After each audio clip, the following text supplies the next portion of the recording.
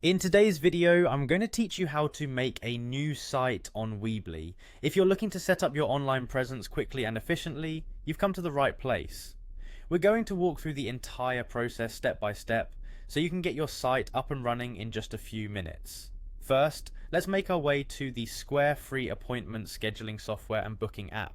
This is where you'll begin your journey to creating a new Weebly site. It might seem a bit disconnected at first, but hang with me here, all will be clear soon. Once you've landed on the Square page, look for the sign in button. Go ahead and click on that.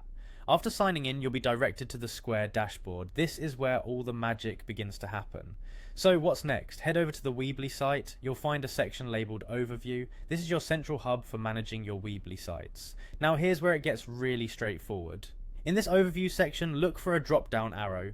It's usually adjacent to your site details, and clicking it will reveal more options. Once you've found that little arrow, click on it. With the drop down menu open, you'll see an option labelled Add Site. Click on Add Site and you're all set to start building your new Weebly website.